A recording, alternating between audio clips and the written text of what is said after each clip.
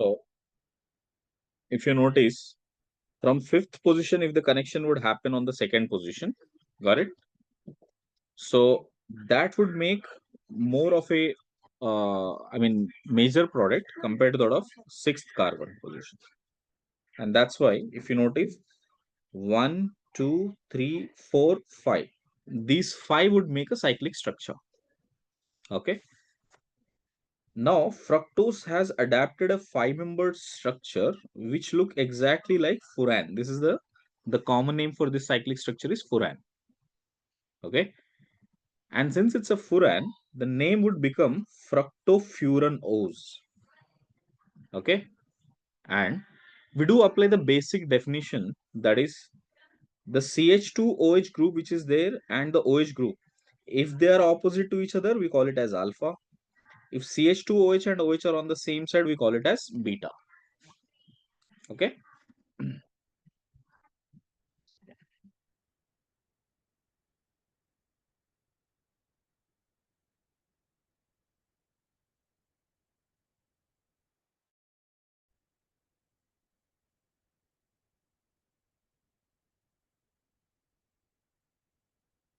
Yeah. I hope you can listen. You can hear me now. Yeah. Right. So basically, now this would become alpha fructofuranose. And it has been found that alpha fructofuranose will make a lever rotation. That's why this minus. The minus represent that it is making a lever rotation. Similarly, if at all I have CH2OH here and OH here, same side means it is beta. It will become a fructofuranose. This is also giving a lever rotation. That means it is also giving a counterclockwise rotation. Okay. I hope these two parts are clear, beta. What is alpha and what is beta here? Okay.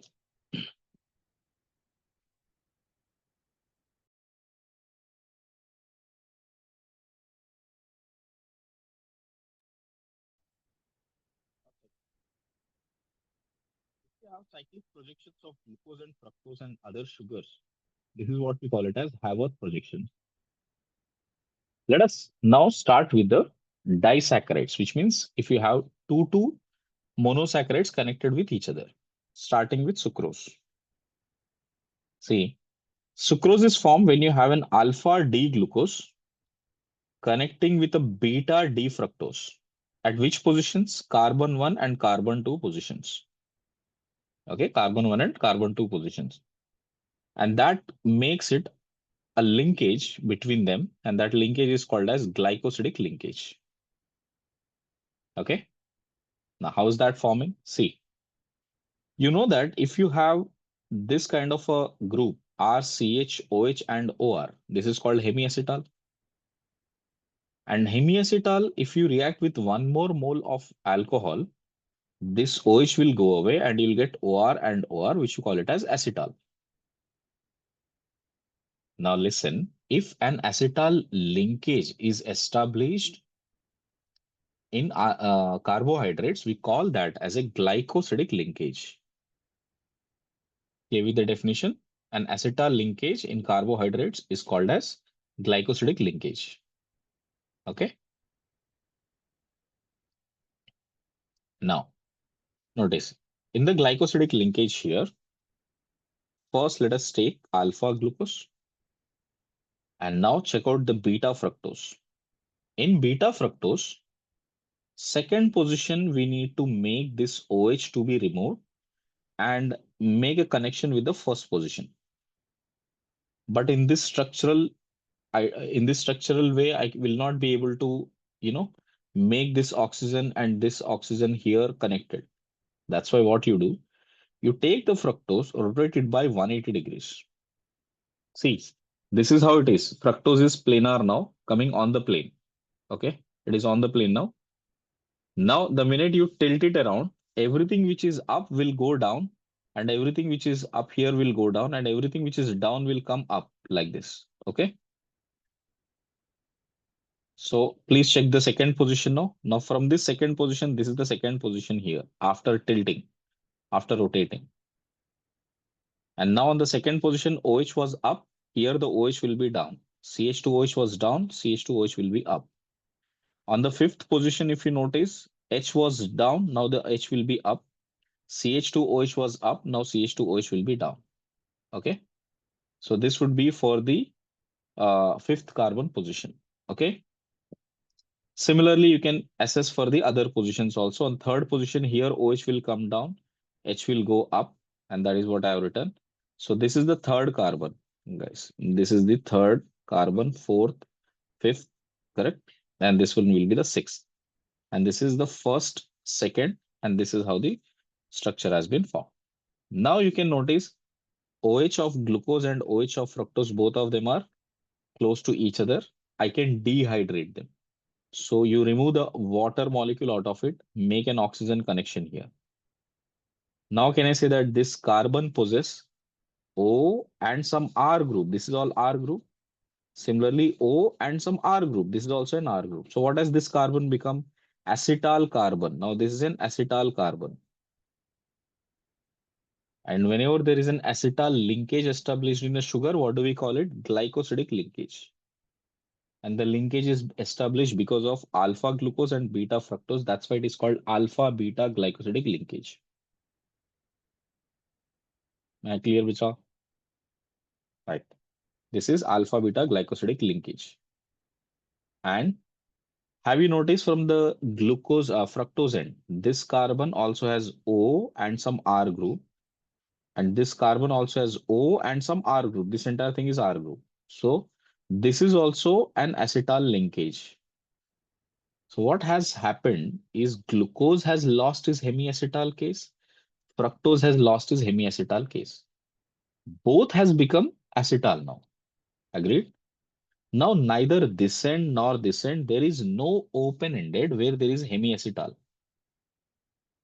Now let me remind you once again here. Suppose if at all I had an hemiacetal carbon with OH and OR, okay? Imagine I had an hemiacetal group. Hemiacetal, if you react with Tollens reaction, Tollens test is AgNH3 twice plus with OH minus. Have you noticed that it is in a basic medium? Hemiacetals are unstable in basic medium. What would happen? This OH will take away H plus, bring it as O minus and OR. And this O minus will push, remove this OR and convert this into an aldehyde group. Okay. If this is how it is, hemiacetal was there, it will convert into aldehyde groups. And you know that aldehydes will convert into an acidic group in Tollens reaction and make a silver mirror to form. Of course, when a silver mirror is forming in the test tube, that's when we call it as a Tollens test being positive test. Okay. Now, same thing happens even with the copper sulfate, that is CuSO4. Okay. In tartaric sodium, potassium, tartarate. This is also basic solution. Since it is basic solution, again, the same reaction will take place. It will become an acid group and this will become Cu2O. This is a red color precipitate. This is Fehling's and Benedict solution. Fehling's and Benedict both will have the same reaction. Only the reagent, only the solvent here is different. That's it. Here it is sodium potassium tartarate, then it is Fehling. If it is citrate, sodium potassium citrate, then it is called Benedict solution. What is the learning here? Hemiacetal will give positive test with Tollens, Fehling's, Benedict. Girls clear? Hemiacetal will give positive test with Tollens, Fehling's, and Benedict. And if a sugar is having a hemiacetal group, that will also give positive test. Hence, the sugar is called as reducing sugar because it is able to reduce the respective Tollens, Fehling's, or Benedict solutions. Clear? And earlier, when glucose alone was there, you can see OH and OR group. So it is an hemiacetal. Fructose alone was there. It is OH and OR group, hemiacetal. Individually, this will give positive test. individually this will give positive test.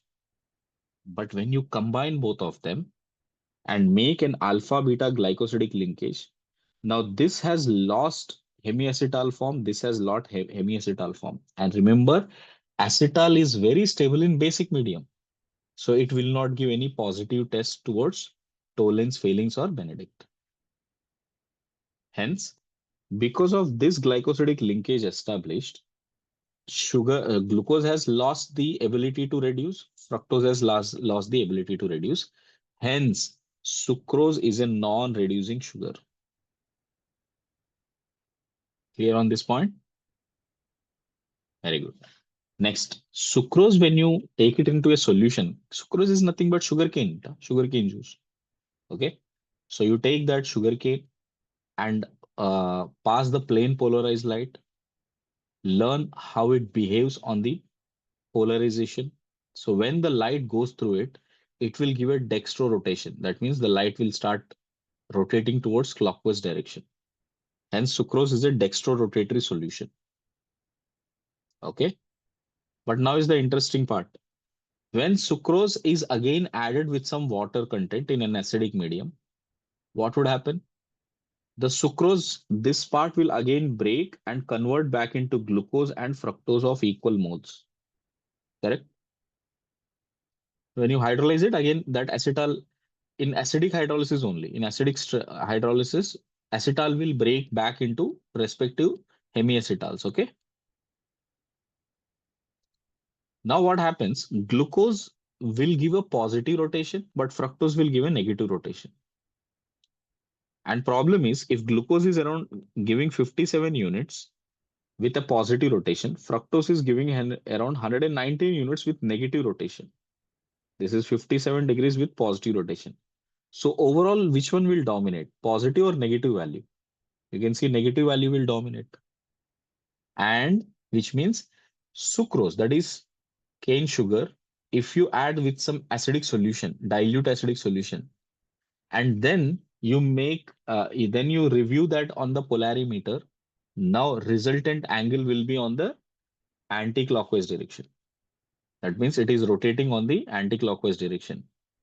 Pure sucrose was rotating on clockwise direction. As soon as you hydrolyze that, where is it rotating? Anti-clockwise direction. Which means what happened to its configuration? Configuration got inverted. It was supposed to go dextro. It is going dextro, but now it is going into levo form. That's why if a sugar happens to behave this differently after adding water, then it is called as invert sugar. Here with the logic. So understand these terms carefully. What is reducing and non-reducing sugar? What is dextro rotation? What is invert sugar? And lastly, what is muta rotation? We figured out in the last class also.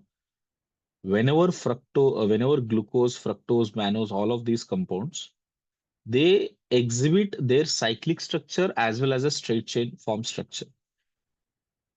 So you will not usually found a compound purely with one particular form of alpha part, purely beta part in a solution form.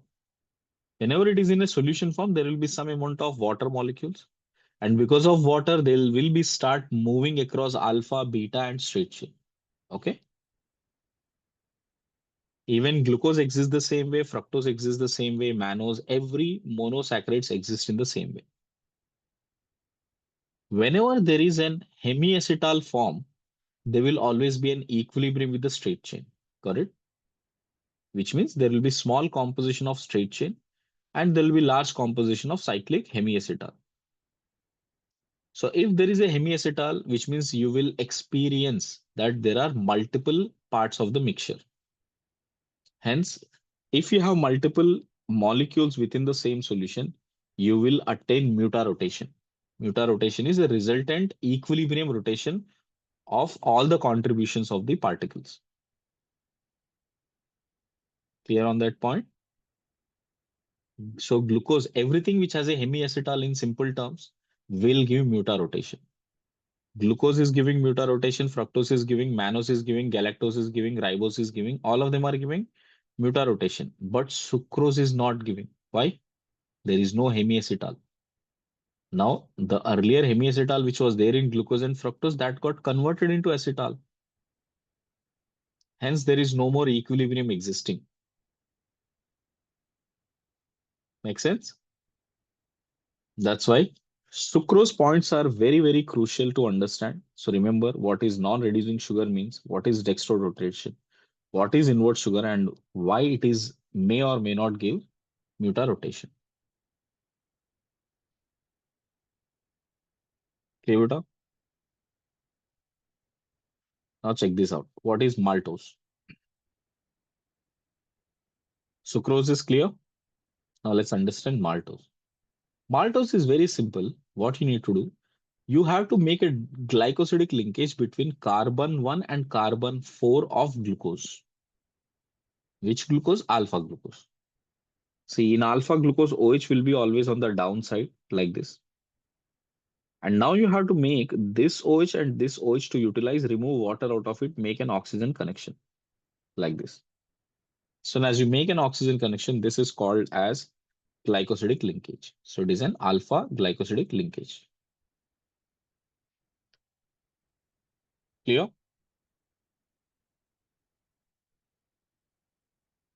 Right. Now, but there is one important thing here. In alpha glycosidic linkage, okay, when it comes to alpha glycosidic linkage, check out. Uh, this side of the part is acetal. Okay. This side of the part is acetal. When you have an acetal form here, what about this side? This side it is still having an hemiacetal form, right? It is not what how the sucrose behave. Here maltose has something different. Okay. Here maltose will be something different here. In the case of maltose, you'll have only one side being acetal form and the other side you will have hemiacetal form only. Okay. And since there is an hemiacetal form here, it will show mutarotation. And yes, it will give you positive test on tolerance and failing strength. Then, hence, it is a reducing sugar as well. This is reducing sugar as well. Got it? Maltose is clear, beta. And so formed linkage is called alpha glycosidic linkage. Okay. So remember, it will give mutarotation also, it will give reducing sugar part also. And it is not an inward sugar, which means glucose, both the glucoses are positive values. And after connection also, it will remain positive. That means it will still show dextrorotation only. Even if you hydrolyze it, it will still remain dextrorotatory. Okay. Hence, it is not an inward sugar. Clear distinction. What is sucrose? What is maltose? What are their differences? Okay. Next one is lactose. When it comes to lactose, you will notice that here we need to have carbon 1 of beta galactose. We have to take galactose and carbon 4 of glucose. Now see, this is glucose. This is glucose. And if you remember, glucose and galactose has only one difference. That is, glucose and galactose are the epimers. At which position? Carbon 4 position. So you can see only at carbon 4 there will be difference. Rest all structure will be exactly same. Okay. So at carbon 4 you will have a difference in it. So you can see this is beta galactose, this is beta glucose, and at carbon 4 there is a difference. And now when the connection is established, it is between carbon 1 of galactose and carbon 4 of glucose. So between these two, I have to remove the water molecules. Okay. As you remove it, now you will get an oxygen connection. Okay. So what exactly are we getting? This carbon has oxygen O and some R group and O and some R group. Okay.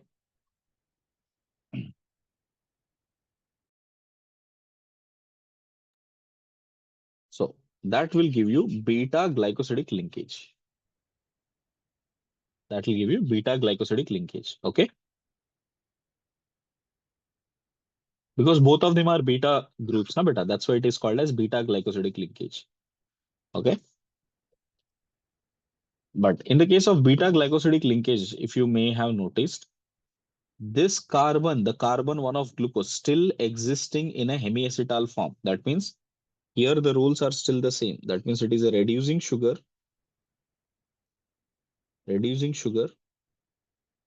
shows mutarotation, shows mutarotation.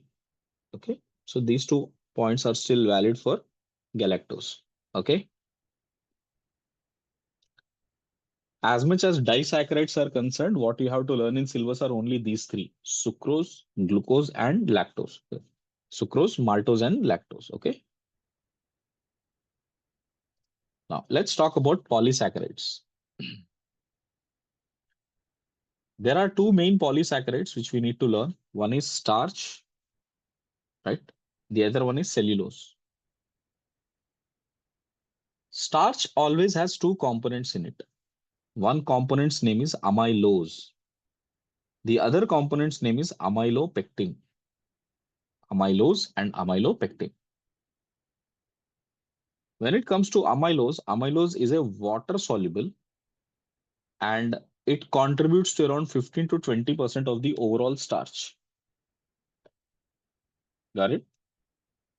Second, next type is called amylopectin, which is mainly water insoluble part, and it will contribute to around 80 to 85%.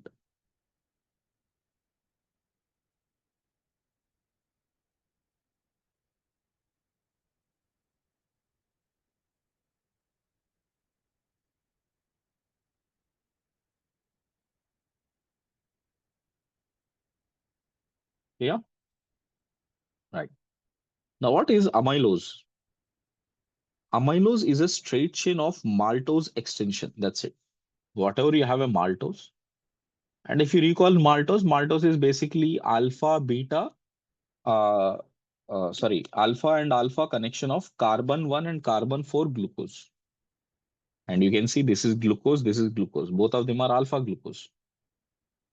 And both these alpha glucose are connected between carbon 1 and 4. So you just have to keep stretching that and you make it into an infinite series or, a long series. Clear?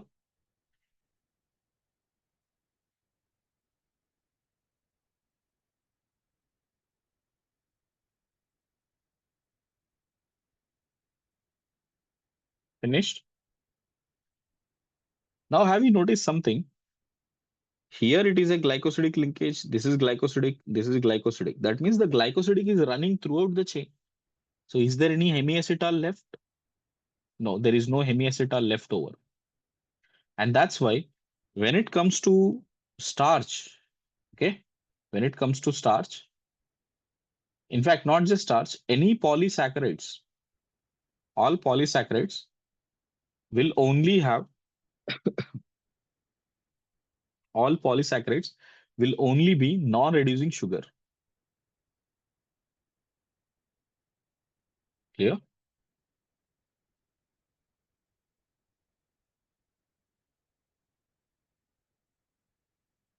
Finished? Right.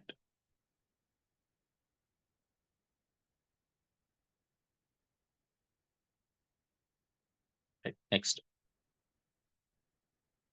This straight chain between carbon 1 and carbon 4 is what we call it as amylose. Well, amylopectin is also the same. That is, it is a branched linkage between carbon 1 and carbon 6 of alpha glucose. Okay. Here, only part is the same amylose if you keep continuing at multiple chains like this, but somewhere randomly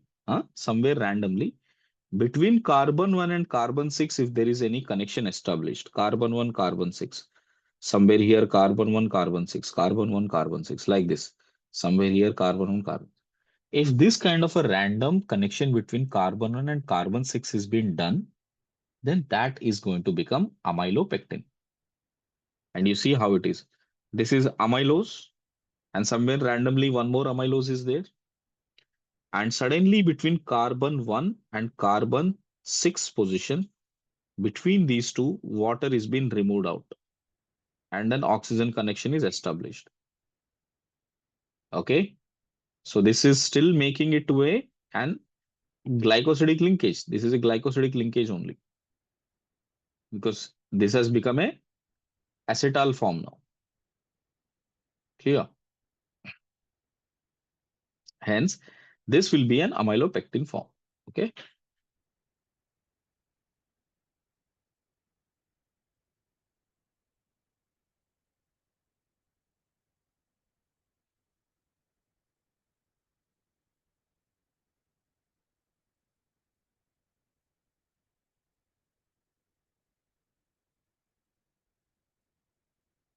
Here,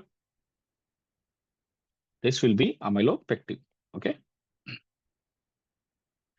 Now, this is about starch. Starch will have two parts of it, beta, amylose and amylopectin. What is cellulose? Cellulose is also a connection of all glucoses. But which kind of glucoses? Beta glucose only. A beta glucose which is connected from carbon 1 and carbon 4. So you can see beta C1, C4 glucose connections are called as cellulose. So they will be straight chain polymers and they will also be non-reducing. See, at carbon 1 position and carbon 4 position, okay, if you establish a connection like this, that will become cellulose. Carbon 1, carbon 4, establish here, carbon 1, carbon 4. Acha, same can be written this way also, okay? Now, this is how it is. This is carbon 1, okay? In carbon 1, we have a beta position. And then here at carbon 4, we have a beta position like this. Just like how we wrote for galactose. I mean, lactose, how we wrote it for lactose. Same way, if you keep doing this one, okay? Let me copy this part.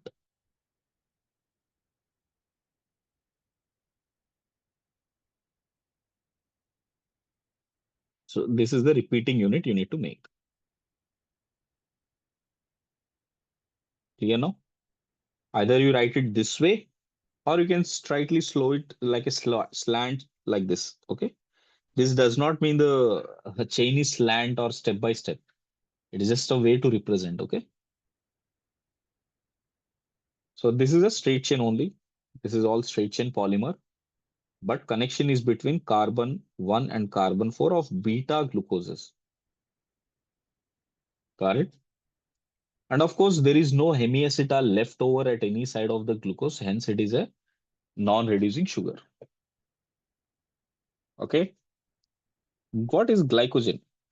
Glycogen is something which is same as amylopectin, but with much more connections. I told you in amylopectin, we have randomly few connections, correct?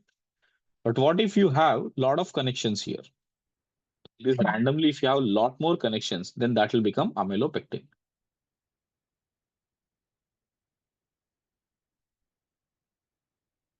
Okay, right. Next, notice what is amino acids now. The next part of biomolecules is amino acids.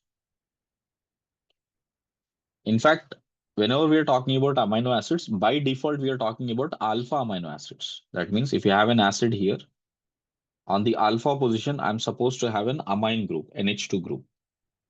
If you have that NH2 group, you call it as alpha amino acids. So you can see this is an alpha amino acid. And now on this chiral center, we have four different groups, COOH, H, R, and NH2. These are the four different groups we have. Okay. And on these four, I mean, with respect to this chiral center, since we have four different groups here, I can say if you write down in terms of priority, NH2 will be the first one, then COOH, then this one, and fourth one will be hydrogen. And you notice that 1, 2, 3, how are they rotating clockwise? A clockwise rotation with the least priority on the horizontal side, that makes it, S configuration. That makes it S configuration. And usually S configuration will always mimic with the levo rotation. R mimics with dextro rotation. S mimics with levo rotation. हाँ, this is only valid for single chiral center. Multiple chiral centers के लिए ये नहीं कह सकते. Okay. So for single chiral center, S usually mimics levo. R usually mimics dextro. Now this is an S configured one, and you notice that it is S configured and it is a levo rotation. Hence, it is usually denoted as capital L, like a family of capital D. We learned capital D sugar, capital D fructose, capital D mannose, and all. Here it is about capital L amino acids. All naturally occurring amino acids are usually L amino acids. Okay. How do we classify these amino acids? First, based upon number of groups we have. How many groups of COH and how many groups of NH2 we have? See, if we have, uh, if we have uh, number of COH and NH2 groups equal, if you have equal number of groups, then we call it as neutral amino acids. If acid groups are more than amine, then you call acidic amino acids. If NH2 groups are more than COH, it is basic amino acid. So NAA, AAA, and BAA. Clear, beta? Except for glycine. Glycine is one of the amino acids. Rest all amino acids are optically active. What exactly is that? How do we define it? See, general formula of any amino acid is written this way. Okay, that is putting a chiral center, NH2 on the left, H on the right, COH above and R below. This is a typical way of writing a amino acid. Now imagine in this R, if at all instead of R, I have hydrogen. So a hydrogen and hydrogen, which means this is not a chiral center anymore, correct? And that's the one. That is glycine. So glycine is that one amino acid where there is no chiral center. And when there is no chiral center means both should be hydrogens. Okay. Clear beta? Rest all for different values of R group, we will have different names suggested to it. Okay. And before going into the names, see the next classification. The second classification is based upon uh, their requirement. See, if amino acids are synthesized within the body, okay, in fact, some 8 to 9 important amino acids are being produced within the body, okay, due to our metabolism, due to the chemical reactions that are happening within our body, you will have enough amino acids. But then there are certain amino acids which we cannot, uh, you know, generate within the body, but we have to feed them through food. Okay. For instance, lysine. Lysine is one essential amino acid which our body cannot produce, but you get it in all the pulses. Okay, clear? Moong, tur dal, urad dal, all of this. If you take it from that, you will get lysine. Okay, like that. Aspartic acid is something which again you have to get it through various foods like carrots and all. Got it? So depending on different fruits and vegetables, we have to get different types of uh, alpha amino acids. If our body is not synthesizing, we call it as essential amino acids. And if your body is already synthesizing them, you call it as non-essential. Okay. We can take it as a supplement, but it is not essential. Okay. So this is second classification, essential and non-essential amino acid. Now the third classification is based upon the R groups. Basically, it's a names. What are the names we have for amino acids? If the R group here, if the R group here is hydrogen only, we call it as glycine. It is optically inactive. And every time we name a alpha amino acid, we will give two types of codes. One is a 3-letter code, one is a single letter code. So for glycine, the code is GLY and one letter is G. Alanine is CH3 ALA and one letter is A. Alanine means only one CH3 should be present. Valine means isopropyl should be present. That is valine and V. Next is isoleucines should be present. If it is isoleucine, it is LUE. Now this is a slightly different case here. Here, although it is a secondary leucine, we call it as isoleucine. Here it is like an isoleucine, but we simply call it as leucine. So it is slightly different here. Check out. So this is leucine and LEU and L. This is isoleucine, which is butane, secondary butane. So that is ILE and I. Okay. The first five you would remember. I mean, it will become very easy to remember if you go it in this particular order. Okay. So remember this way: Gavli, GAVLI. All right. Gavli is that sabji, Maharashtrian sabji, if you remember. Okay. I'm not sure if you eat it or not. Correct. Right. That white beans one, I guess. Yeah. The white beans curry, which mostly I think Maharashtrians and especially from Pahadi area, Pahadi Laga, from Ratnagiri onwards, they usually eat a lot. Okay. So that's a sabji you can remember. Gavli. All right. Next. Another one is uh, basic amino acids. Basic amino acids are these two, arginine and lysine. Okay. Now here, when it comes to arginine, you add one propyl to it first, and on that propyl, you add a guanidine form. You remember guanidine form, right? This is a guanidine form. Carbon having three nitrogens and one having a double bond N. That is called guanidine form. So add a guanidine form. Having a guanidine form makes to have an extra NH2 group. So that means now you have an extra NH2 compared to that of number of COH groups. Hence, it is a basic amino acid. Okay. So this is arginine and R. Arginine is also something which our body cannot synthesize. The star mark here represent that it is an essential amino acid. It has to be given from an external source, from food. Lysine, this is the one which I was telling you about. So you add a butyl group to it and then add NH2 at the end. That will become lysine. Okay.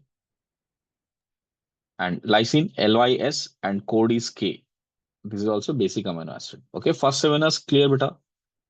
First five are neutral amino acids. The next two are basic amino acids. Now let's see acidic amino acid. There are two acidic amino acids: glutamic acid, aspartic acid. If you have a propanoic acid, that is glutamic acid. If you have a ethanoic acid, that is aspartic acid. Extra.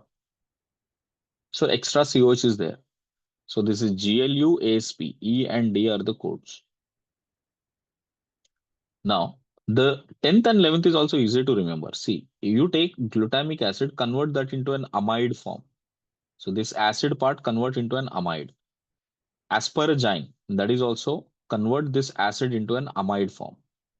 So when you convert them into amide form, now they will become glutamine and asparagine. Glutamine and asparagine. Okay. All these are non-essential amino acids which are synthesized in our body. Okay. Yes. Next. These are individually, you have to learn it now. First one, which has OH groups. There are two alpha amino acid which has OH groups. One is threonine, which is ethanol kind. You can imagine like an ethanol kind with OH here. So that is THR and T, threonine. Next one is serine. Serine is methanol. So which is SCR and S. Cysteine. Cysteine is a thiomethanol. So CSY and CS. Okay, and methanone. Methanone is a sulfur based. This just like this one. So this is thioether. So it is like a mixture of the first two, ethyl, methyl, and between them we have sulfur. So this is called methionine. Correct? So up to 15, I think it is not that difficult to remember, correct? If you understand the pattern, it becomes easy. If you practice it once, first write all the neutral ones, then basic ones, then acidic ones, then again neutral created from the acidic ones. And after that, these four are something relatable. After 15, individually, we need to check based on the aromatic ring. First one, alanine, you remove one hydrogen and push it with phenyl. So that will become phenylalanine, PHE and F. Next, this one, uh, same phenylalanine kind of a group with a OH on it. So that will become tyrosine, TYR or Y. And tryptophan, if you have CH2 connected with this group here, so then that is TRP or W. Okay, this is called tryptophan. Next is histidine.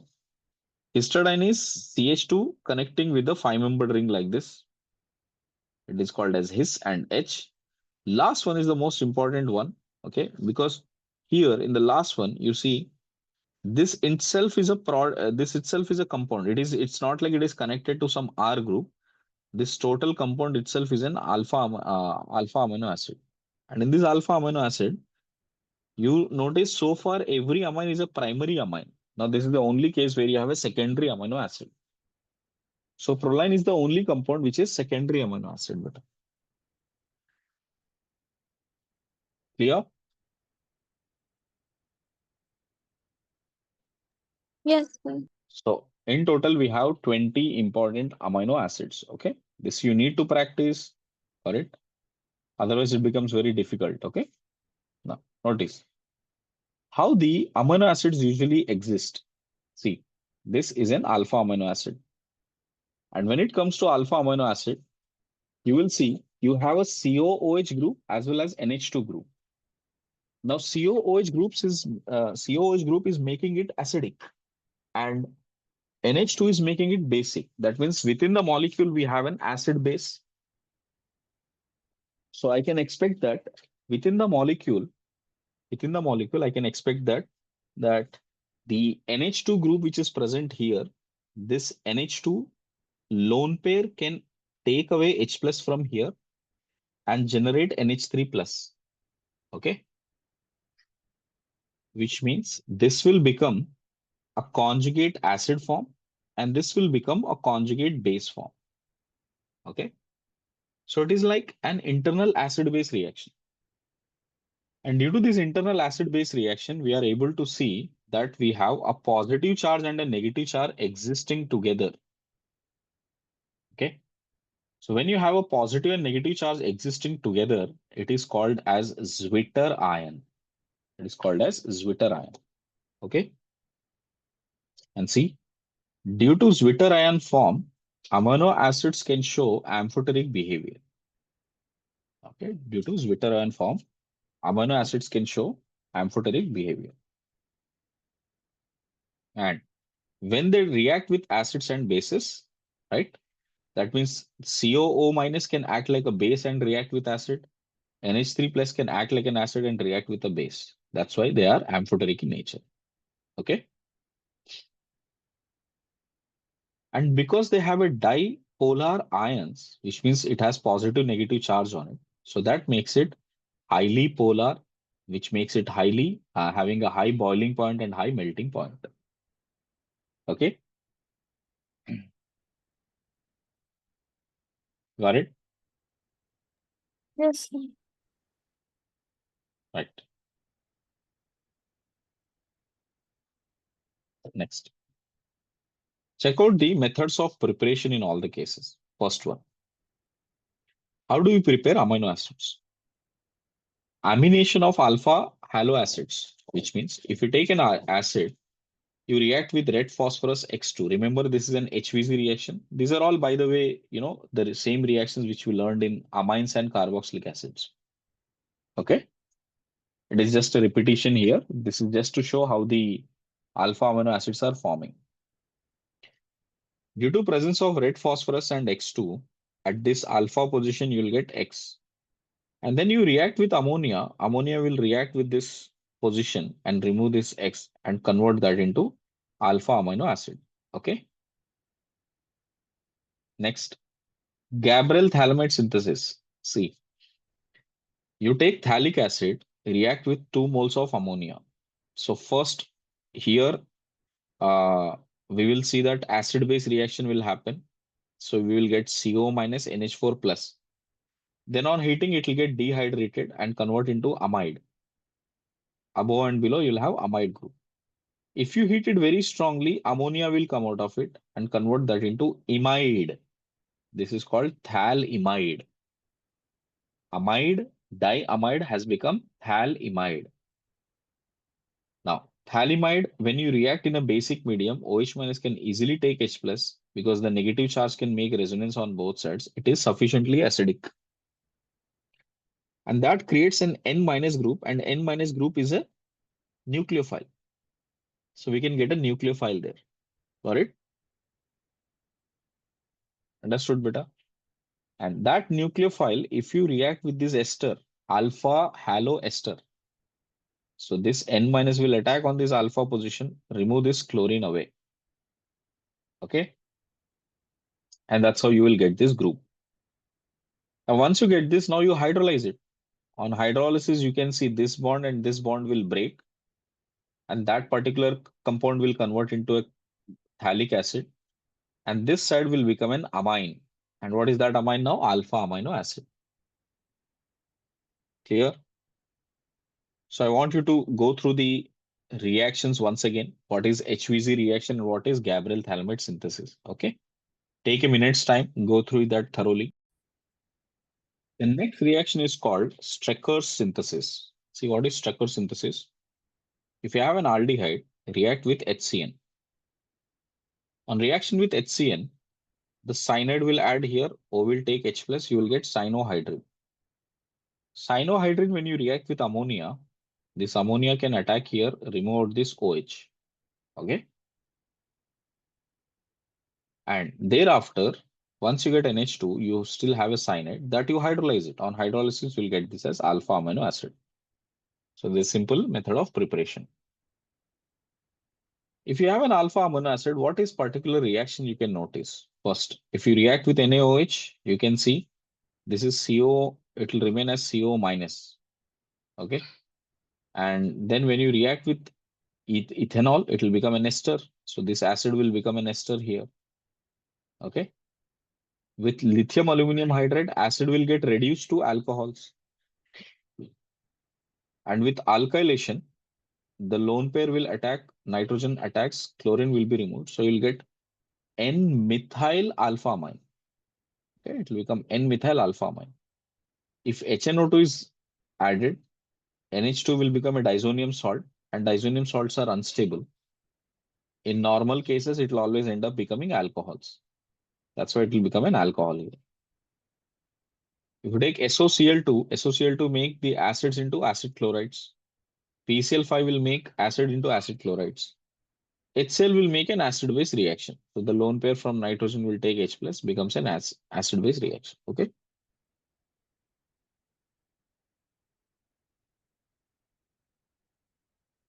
Finished?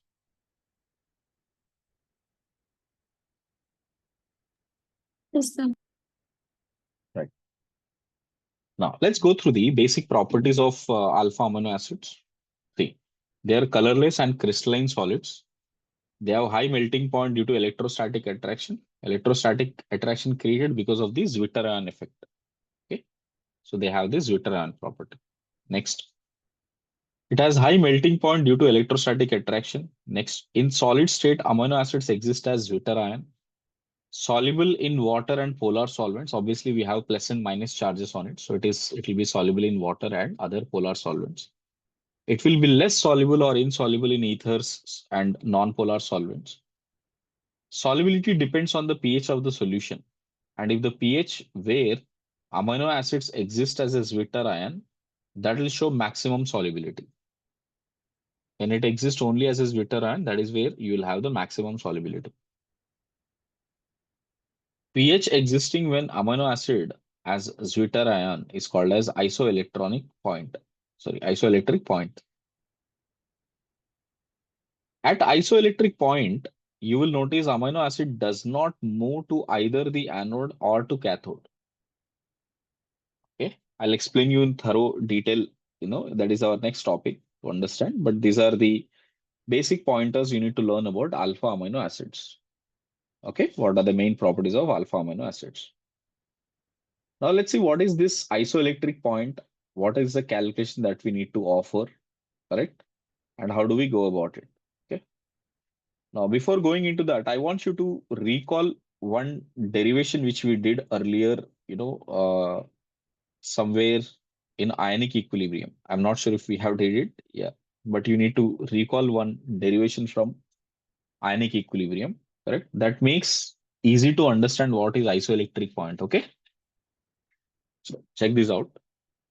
If the question is asked, find pH of sodium bicarbonate aqueous solution, correct? Of let's say zero point 0.1 molar, zero point 0.1 molar NaHCO3, correct? So how do we solve it for these kind of questions? First of all, if you have this kind of a salt, this is different from the regular salts. What is the difference, This salt also has still existing a hydrogen which can act like an acid. Okay. It is a salt, but yet it can act like an acid. So this kind of salts are called as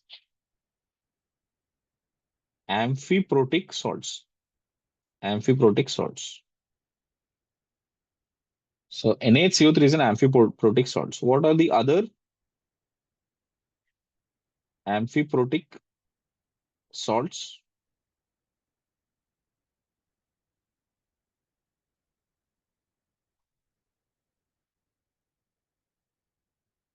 Well, NaHS,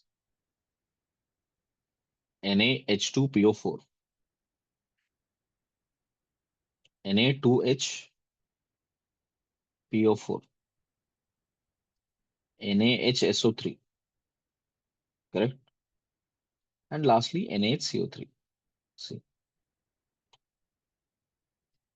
these kind of salts, if you have, right, which also has a hydrogen which is acidic in nature, that is called as amphiprotic salts. Okay.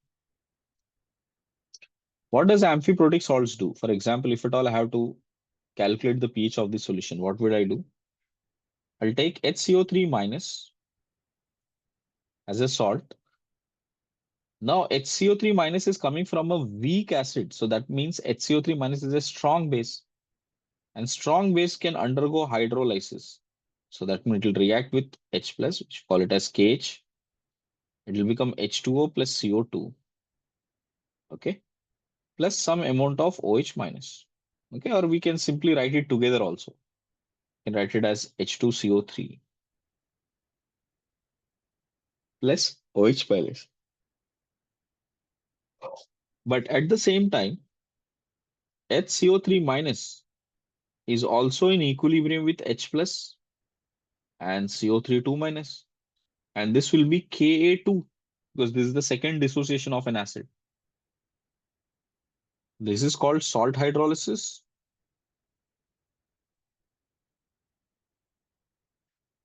Salt hydrolysis. And while this is, dissociation. So acid dissociation. So from one case, there is a salt hydrolysis going on. And on the other side, there is a acid dissociation also happening. And if it is an acid dissociation, there is some amount of H2CO3 forming. So H2CO3 will also again act like an acid and try to generate back H plus and HCO3 minus.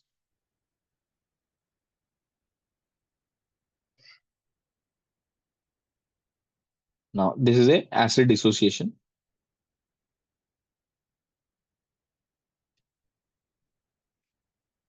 Okay. Now, these are all the equilibrium reactions that are happening simultaneously. Now, how do I calculate the pH beta? So all I will do is add these two.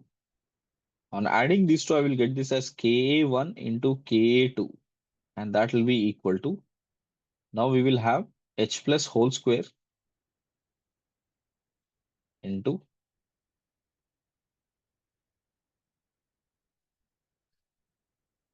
sorry, that is equal to HCO3 minus, correct?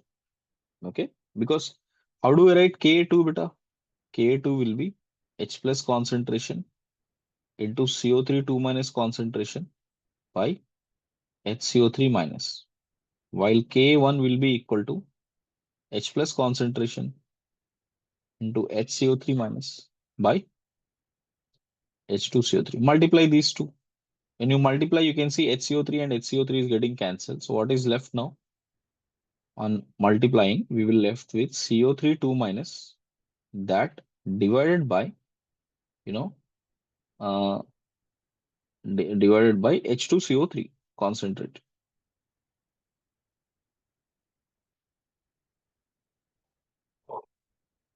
Now, this is what you'll notice for, dilute, sorry, for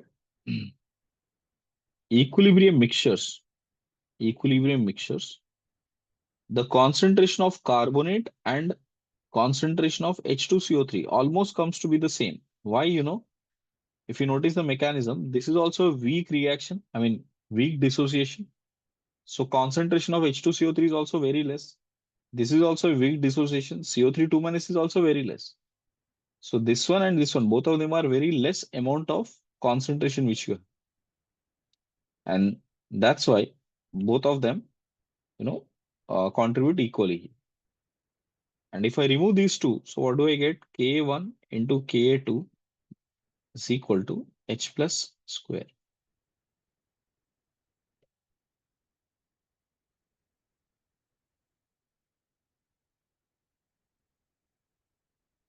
So this H plus is equal to K1 into Ka2 under root. So pH will be equal to half of pK1 plus pK2.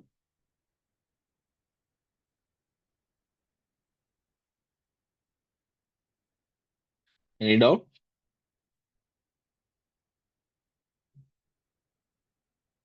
Clear it up?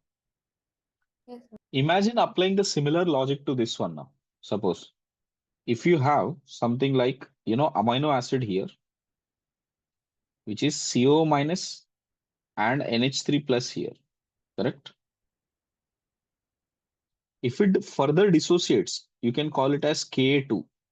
So which means here I have some R and H here. So sorry, some R group and H here, R and H here. Let's say I have this as R and H here. If it is acting like an acid means ammonia nickel, H plus nickel jayega. And that will be, K2. And if you have,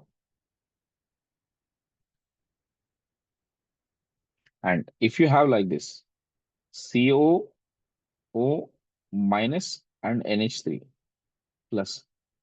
If you are adding with the H plus,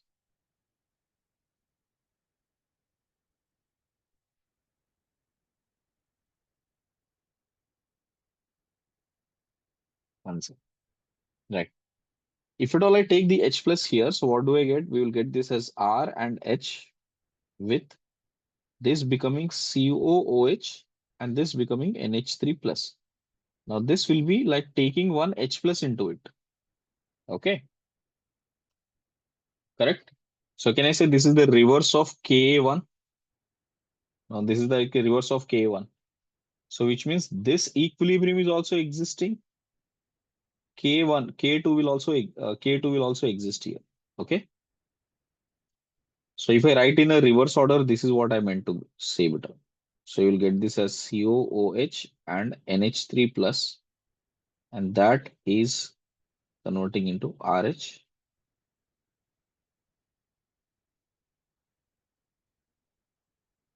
Then that plus H plus.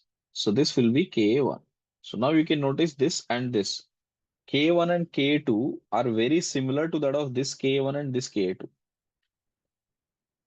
Okay. And just like that, here also pH will be equal to, here also pH, if you have to calculate, that will be equal to half of pK1 plus pK2. And this is what I'm trying to explain, that how isoelectric point is being formed and how the pH this one. Uh,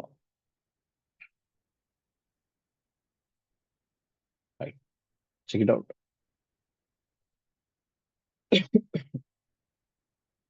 Any doubt in this case? I hope this ionic part is clear. Yes. Now, apply the same thing here now. That's what we are doing now. Check. If from here this is K1 and to this one it is K2, in between you will get the isoelectric point. So when only this compound is present, right? Just like when only sodium bicarbonate is present, left hand side and right hand side will have K1 and K2, correct? And that's when the pH calculation will be equal to pK1 plus pK2 by 2. Same logic here also. For this, if you want to calculate pi, okay, then it is products pK value and reactants pK value divided by 2. Okay. Right. Now notice this. The isoelectric point of various groups has been identified. If I take simple neutral amino acids like glycine, alanine, valine, leucine, isoleucine, phenylalanine, these are all simple alkyl based R group, and they do not have any other group, hence they are neutral amino acids. For such kind of neutral amino acids, where you have H, methyl, and so on here, the isoelectric point will come out as 1. Isoelectric point will come out as 6. On an average, I'm saying, on an average, it will come as 6. If by chance you have something like an amide, if you have a thiol, if you have all, that means methionine, threonine, these are all, cysteine, correct? If you compare all of these amino acids, their isoelectric point comes around 5.5. If you have an extra COH, if you have extra COH, isoelectric point comes around 2 to 3. If you have extra NH2, isoelectric point comes around 8 to 10.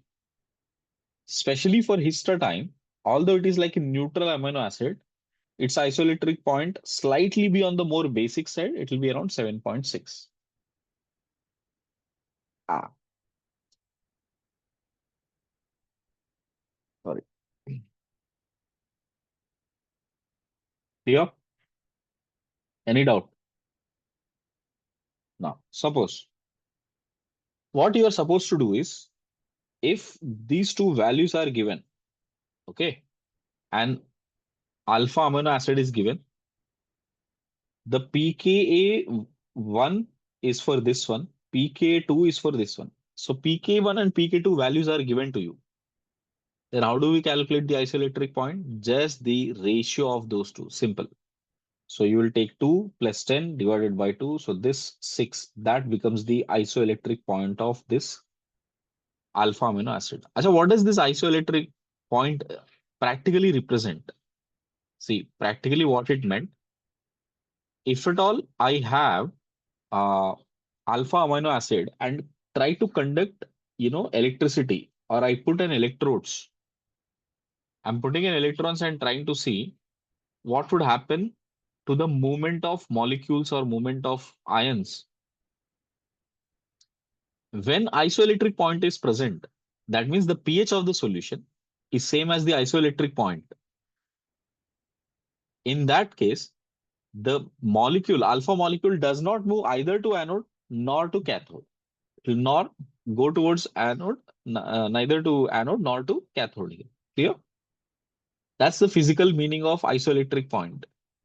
When the pH matches the pi value, that means the molecule is not going to move anywhere. So does it conduct electricity? No.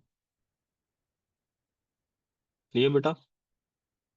And such type of a pH at which the alpha amino acid is behaving little weirdly like that. That is called as isoelectric point. Okay. And that's what you will notice. If you have one COH and one ammonium, this is how you take the average. Now, second case. If by chance there are more number of acids and less number of carboxylic acids, sorry, less number of ammonia molecules, then you take the two least values of COOH because now this will become pK1 and pK2. Okay. Clear, beta? So now this is pK1 and pK2. So you take the average of those two. That will become the isoelectric point. Similarly, if you have one COOH, okay, sorry, three COOH and one ammonia, then how do we decide? You check out the least two values I said. We have 1, 2, and 4.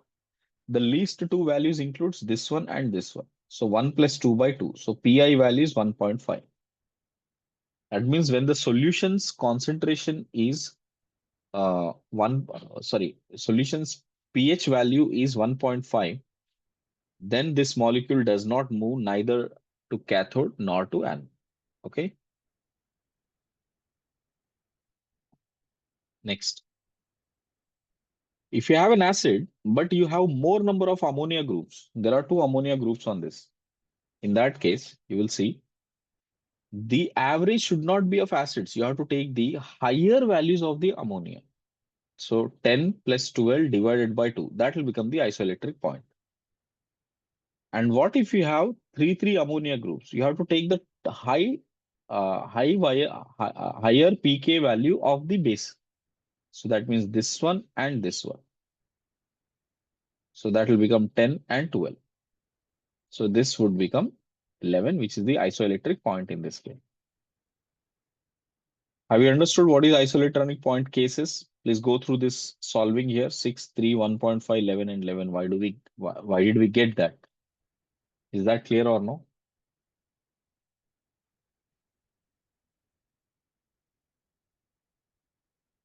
Done, beta? Right. Now, usually, whenever we take amino acids, amino acids will be the building blocks for proteins. That means, just like how carbohydrates, we made it into polysaccharides, right? By connecting them with a glycosidic linkage. Here we have amide linkage, and that linkage name is peptide. There we call it as glycosidic. Here we call it as peptide linkage. So what we are doing is an acid from one alpha amino acid and NH2 from the other alpha amino acids. Both acid and ammonia will interact there, remove out water and convert them into amide form. And this is the amide linkage what you will get.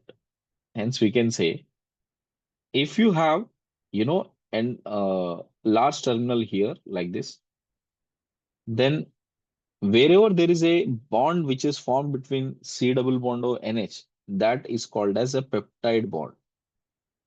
It is called peptide bond. Okay. And the one which is on the right hand side, if it is COOH, it is called the C terminal. If it is NH2, it is called the N terminal. Okay. And this is the usual representation beta. Acid को left से लेके आओ, amine को right से लेके आओ, then make a bond between them. Okay. Clear? Let me show you how. Let us take alanine and glycine and make a connection between these two. So alanine is this one. Glycine is this one because in glycine you only have hydrogen. So in alanine, COOH is there. This OH and this H can be relieved. Clear? And as they relieve from here, what do I get? C double bond O and NH2 from here. These two has to be removed and you'll get this amide form. And that's what you exactly get here. Got it? So glycine and alanine together would be able to give you align glycine. Now, what if I reverse them? That means left hand side I keep it as glycine and the right hand side I'll keep it as alanine. In that case, now the amide linkage here and here are different because now the N substitution here is something like a ethanoic acid. Now here it is like a propanoic acid. So this one and this one are not same. Since they are not same, what we can say, glycine alanine is not equal to,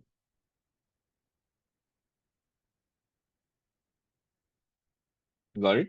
So these two groups will be completely different when they add it. So permutation combination, both you have to check when it comes to amino acids. Okay, beta.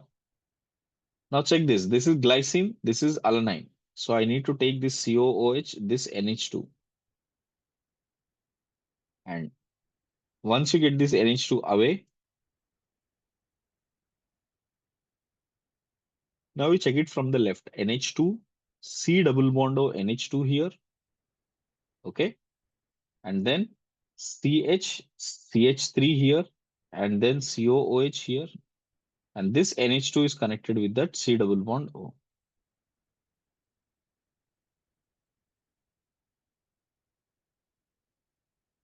Please do check the examples once. What are the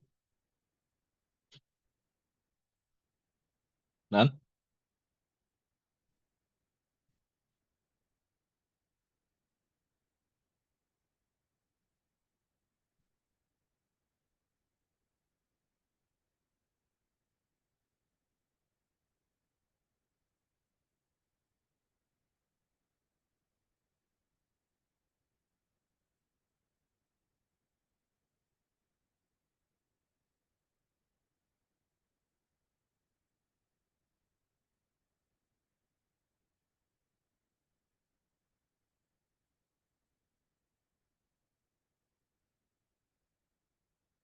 None?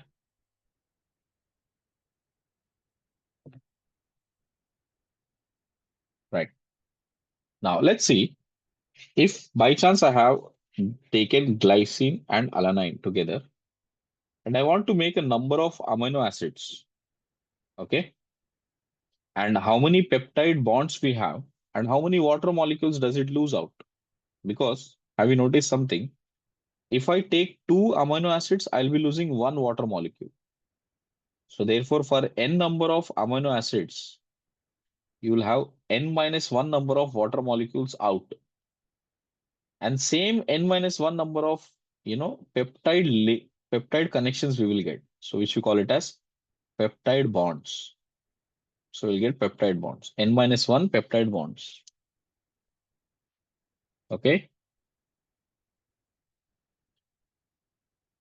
That's what I have written it here. See, if you have a dipeptide, that means glycine, alanine mixed together. See, glycine and alanine like this, and glycine and alanine like this. Both of them are different molecules. So which means I'll get one peptide here. Sorry, two different peptides here.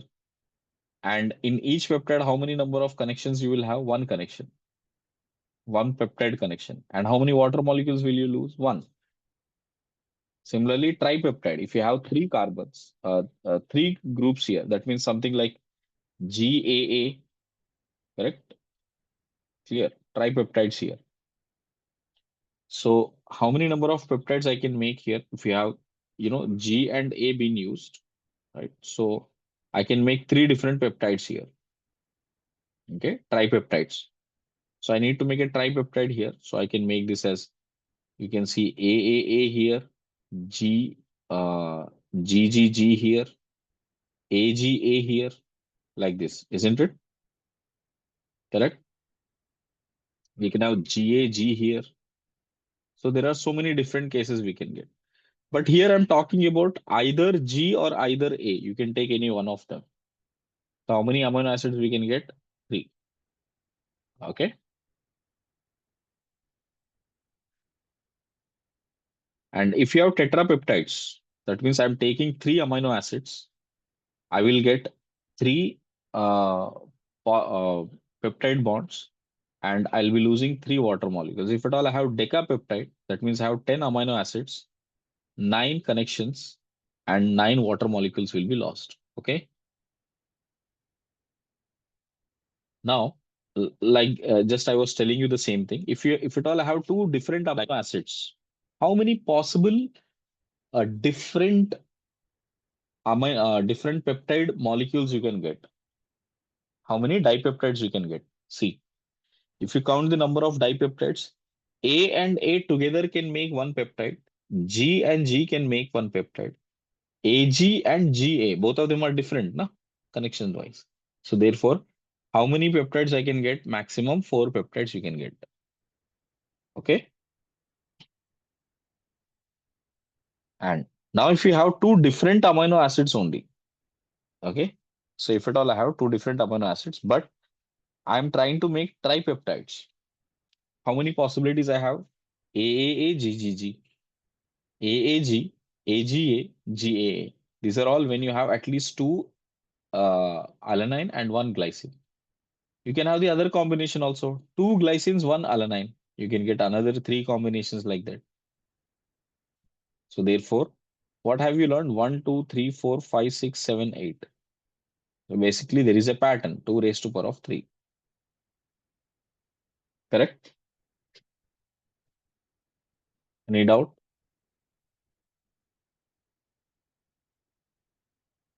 Next. If n number of amino acids are present, then y is the number of peptide linkages formed in that. Then number of molecules of y plus 1 type is this much.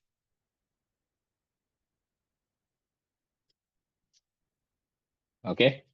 So check it out. If y is the number of peptide linkages, obviously we should have y plus 1 number of peptides. And how many connections we should have? N number of y plus 1. What is N? N is the number of amino acids that are present. Okay. If at all I'm taking two amino acids, you write it as 2 power y plus 1. If at all I have three amino acids, 3 power y plus 1. Four amino acids, 4 plus 1. Okay. This is how you can write. So imagine I have three amino acids here. I'm taking that as an example. Okay. So if you have three amino acids here, like A, G, and L, I took leucine, glycine and alanine. Then what are all the possibilities? If at all I take three and I only make two amino acids connections, that is dipeptides. If the question is about dipeptides, then how many we can get? One is AA, GG, and LL. The other one is AG, GA, and LA. Next, AL, GL, and LG.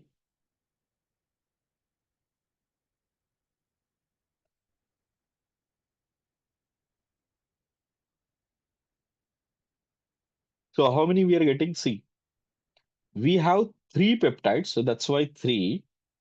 And how many types of peptides we are asking? Dipeptides, so that's why two. So that's how you can get it as nine. See the pattern now? I'm sure you may have learned probability. You know, Bayes theorem you must have learned, correct? Right. So otherwise, at least you know if you have this kind of combinations, how many number of possible dipeptides and tripeptides we can get. See, this is the number of dipeptides. How many tripeptides we can have? Few of them I have written it here. So I have three of them, and three of them are making three tripeptides. So therefore, 3 raised to power of 3. So hence 27. So 27 such possibilities we can have. Okay, clear? Now see how the typical JE question has been asked in this case. Okay, this is a JE advanced question. A decapeptide of molar mass 296 on complete hydrolysis is giving glycine, alanine, and phenylalanine. These three were present. Glycine, alanine, and phenylalanine. Glycine is contributing around 47% of the total weight of amino acids. Then find the number of glycine units in the decapeptides. Okay. Now see this carefully. In case if you have decapeptide, how many water molecules we must have lost out of it? 9, right? 10 minus 1. So 9 water molecules must have lost. Each water molecule cost how much weight? 18 grams. So 9 into 18, this much amount of weight you have to add to 796 to get the actual total weight of amino acids. Okay, barabar. Okay, beta. This is the total weight of amino acids. Out of that, I said only 47% is present only by glycine. So 47 by 100 into 958. So how much we are getting? 450.26. So this much, 450.26 is the amount of glycine present. Okay. And you know that 75 is the molar mass of glycine. So 75 into X, that is equal to 450.26. So therefore, X is equal to 6. Got it? So that means how many glycines must be present in that decapeptide? 6 glycines must be present. Is this problem clear? See the other one right here. Suppose if at all I have given like this R1, R2 for 9 peptides, how many of these peptides are positively charged at pH 7? Okay. We need to check whether it is at positively charged or a negatively charged at pH 7. Correct? To understand this, let me explain you this part first. Then we'll come to that. See, this is glycine. Okay. Now, imagine I have glycine. How does that exist? Glycine usually exists as a Zwitter ion form like this. Barabar? Girls clear? Now, imagine if the pH of the solution, okay, pH of the solution is 1. I have added some acid to that solution. The pH is 1. Now tell me, how does this glycine exist as? What is the isoelectric point of glycine? I told you for neutral amino acids, the isoelectric point is around 6. Okay. So if it is around 6, which means for an isoelectric point, the 6 is highly basic if you have pH 1, isn't it? So therefore, I can say when you have pH 1, then the solution acting like an acid, and this will act like a base. The glycine will act like a base. You remember all amino acids have amphoteric behavior. So when pH is 1 means it is highly acidic. So out of this bitter ion, CO minus will take the H plus and convert into this form. So when pH is equal to 1, the amino acid will look like this. Okay. Is this point clear, beta? Yes, It will sir. look like this. So what is the charge it is carrying? It is carrying positive charge. Remember that? It is carrying positive charge. Okay. In case if pH is 6, it is neutral. So it will not carry any charge. Positive, negative will get cancelled. It will not carry any charge. Okay. And now, if it is positively charged, remember this is cathode, this is anode. At pH 1, it is positively charged. Since it is positively charged, which direction it will go? It will go towards cathode. And if amino acid is a negatively charged one, then where does it go? It should go to anode. Okay. Now notice when pH is equal to 10. pH is equal to 10 means now amino acid will act like an acid because your solution is more basic. समझ गए? So if it is an acid, what will it do? It will give away this H plus. After giving away H plus, it will become NH2. So this is the structure that it will have. At pH is equal to 10, this is the structure it will have, correct? And what is the charge it is carrying? Negative charge. And where should the negative charge go? Towards anode. So which means usually at least 1 to 2 units you should have difference. If it is 6, strictly I cannot say 5 it will be basic or 7 it will be acidic.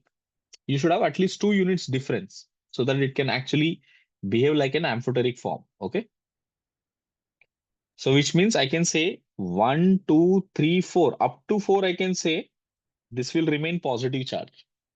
And here 8, 9, 10, 11, 12, 13, 14. Up to that, it will remain negatively charged. Make sense? So when the pH is 8, 9, 10, 11, 12, 13, 14, the solution will remain, the amino acid will remain negatively charged. If the pH is 1, 2, 3, 4, then amino acid will remain positively charged. Okay? This logic is clear, beta? Yes. Correct. Now let's come to the question. This is what has been asked. Now, this is the structure given in the question. And in this question, if you notice how many number of COH groups we have and how many number of NH2 groups we have. See, NH3 minus and CO minus. So it is already existing as a zwitteron. Rest all are amide connections. These are all amide connections. So there are one, two, three peptide connections. Now I'm supposed to fix this R1, R2 with these values and check whether it will exist as positive or negative value. Okay. Now, of course, this is a simple neutral amino acid, and I told you for neutral amino acid, what is the isoelectric point beta? Around 6. Correct? That means around 6 means at pH 7 also it will almost remain neutral only, no? I told you that at least 2 units ka difference hona chahiye. Okay? So 7 pe bhi, 5 pe bhi, it will remain as isoelectric point only. Okay? So if pH is 7, it has to remain isoelectric point. Correct? If pH is 7, considering this is neutral amino acid, it will remain uh, neutral. That means no charge. But what if this R1 and R2 have different cases now? Then what will happen? Check properly. If you have hydrogen and hydrogen, that means it will remain neutral amino acid. So charge will get cancelled. Positive, negative will get cancelled. So इसमें कोई charge नहीं रहेगा. So no charge here. Overall no charge. Hydrogen and methyl, overall no charge. Now check carefully. It has become, one is acid, the other one is hydrogen. That means अभी acid बढ़ गया ना? Acid बढ़ गया. Uh, go back to the table I gave you. देखो, acid जब होता है, excess acid, what is the isoelectric point बेटा? Around 2 to 3. अगर base होता है, what is the isoelectric point? Around 8 to 10. Got it? So now the isoelectric point of this compound, isoelectric point of this compound should be around 2 to 3. For 2 to 3, pH 7 will become base. pH 7 will become base. So when it is base, what will this ammonia do? Sorry, what will this CO minus do? CO minus will, sorry. What will ammonia do? Ammonia will give away H plus because it is solution is base. So this will become acidic. So what is the charge it will remain? Negative charge. So therefore it will remain negative charge. Correct? Next one. This is amide. Amide has no influence on isoelectric point, but this is amine. Amine means it is becoming a basic group. So now the Pi, that is isoelectric point of this structure, would be greater than 8. It will be greater than 8. So 7 will become slightly acidic. Okay. And since there is an NH2 group here and it is slightly acidic here, so what will it do? Because this is a basic group, that NH2 where you had, here we have an NH2, that NH2 will take H plus and converts into NH3 plus, which means now we will have a positive charge on it. Two amides, no charge. More amount of amines, more positive charge. One acid and one amide, that means it is negatively charged. And you can see alcohols will not have much contribution, but amine is there, means again it is positively charged. Here also there is an amine and neutral form, that means it is again positively charged. So this was the JE question. That is how many number of positive values you can have. So how many beta? 1, 2, 3, 4. So these 4 will have positive charge and they will move towards cathode. And this one will have negative charge and they'll move towards anode. And rest all them 1, 2, 3. These will remain isoelectric which means they will remain the way at the same position. They will not move much to anode and cathode.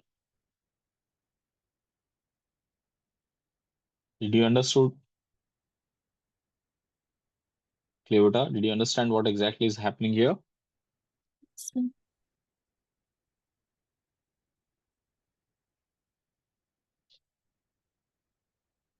Uh, See,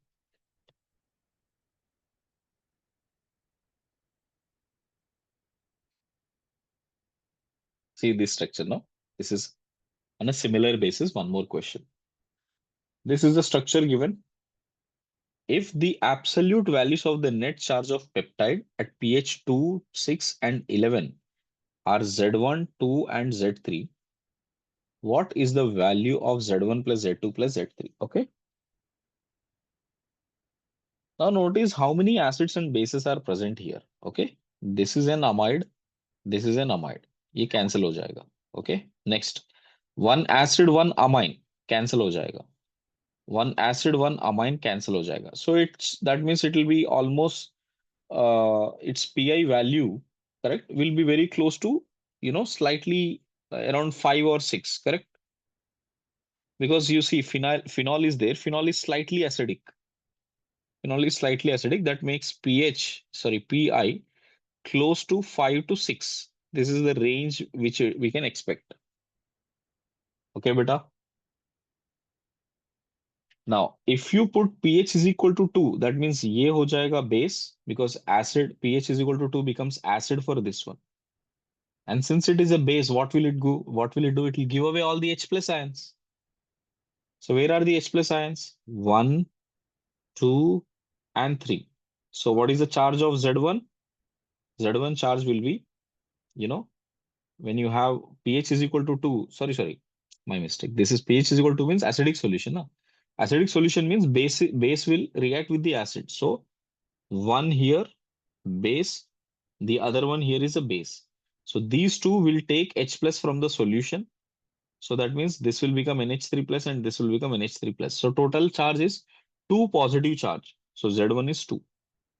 Then Z2, when pH is equal to 6, it will remain isoelectric. And if it remains isoelectric, none of them will attain any charge. Okay. I mean, charge will be there, but they'll get cancelled. Next, if pH is equal to 11, when pH is equal to 11, pH is equal to 11 is highly basic. So who all will give away? This H plus will go because that will be acidic as well. This COH will go and this H plus will go. So you get negative, negative, and negative. So how many negatives we are getting? 3 negative values. So which means you'll have 3 here. Okay, so you can see this as 3, 0, and 2. So total charge will be 5. This was just asked last year only. So I hope you understood how the questions are being framed from this area. Any doubt? No, sir. Clear, right? Right. So that's all from this session. Correct.